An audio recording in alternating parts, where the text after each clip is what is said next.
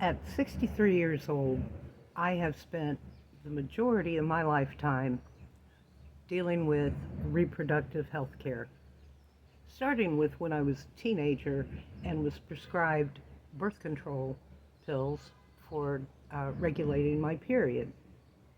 Now, I didn't even have my first pregnancy until I was up in my 30s, and I have had three pregnancies: my son, my daughter, and there was one in between the two that resulted in what may have been a miscarriage or the start of one, and I chose, for personal reasons, to abort that pregnancy. Now, that's a story that I really don't intend to tell right here and now. I told the story back in May in a video on my Facebook page, and I today moved it, I uploaded the video here on YouTube. So if you really care to hear the story, you can go find that. It's the one before this video.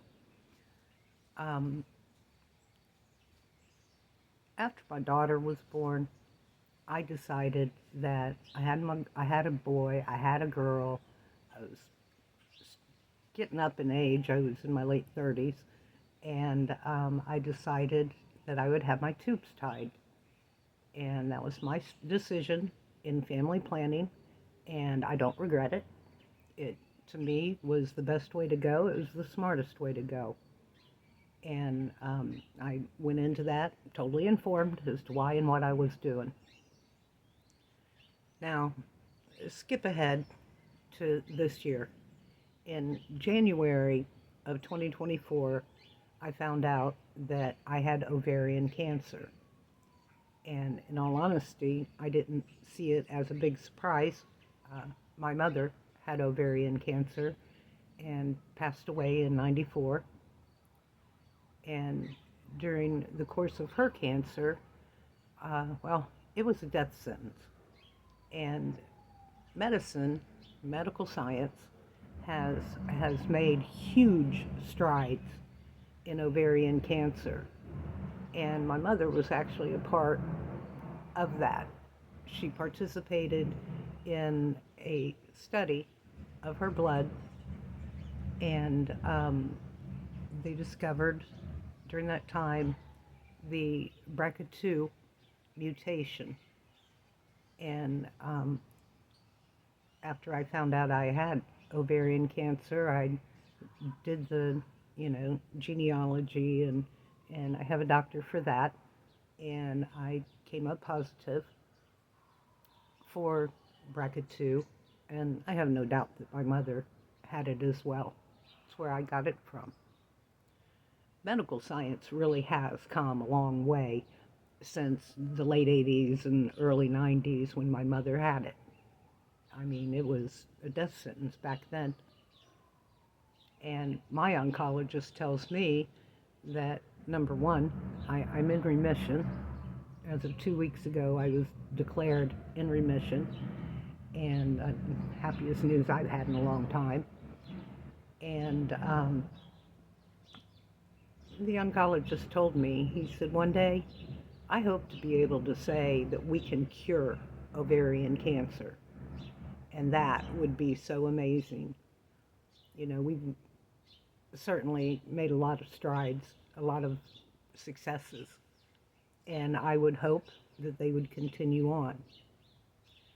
What I don't understand is how a bunch of men, a bunch of old white guys, have decided that they know more about my uterus, my ovaries, my ability to have children. Is up to them. They don't even own the parts. I guess if we were talking about their testicles, they might have something more to say about it. But you can't take back the science. You can't take back what we've learned.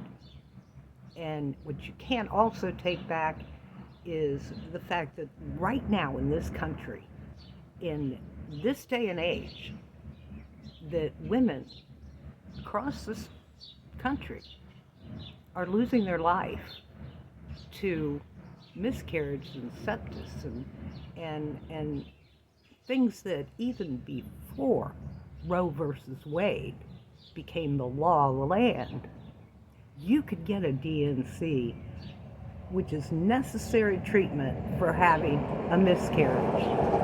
So why now? You know, they want to put women in a position of possibly losing their life because you're uncomfortable, and I'm talking to you pro-lifers, that you're uncomfortable with decisions that have nothing to do with you, nor don't confront you. It's ridiculous. It's ridiculous. It's not up to you. You're not raising their family. And I see what's going on here.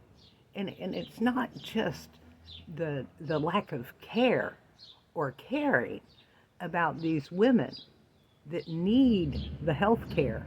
And it is health care. You know, having a D&C after a miscarriage is extremely important. That is the medical procedure for a miscarriage.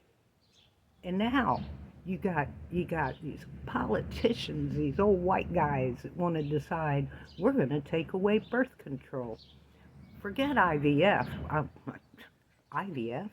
Y'all are supposed to be pro-family, pro-children. The hell is up with that? And you ask yourself, where does this end? Exactly where does this end? You know, I had to have a hysterectomy because of the ovarian cancer. Now, you're going to come to a point where you decide you're going to save the uteruses of the world, you're going to save the ovaries.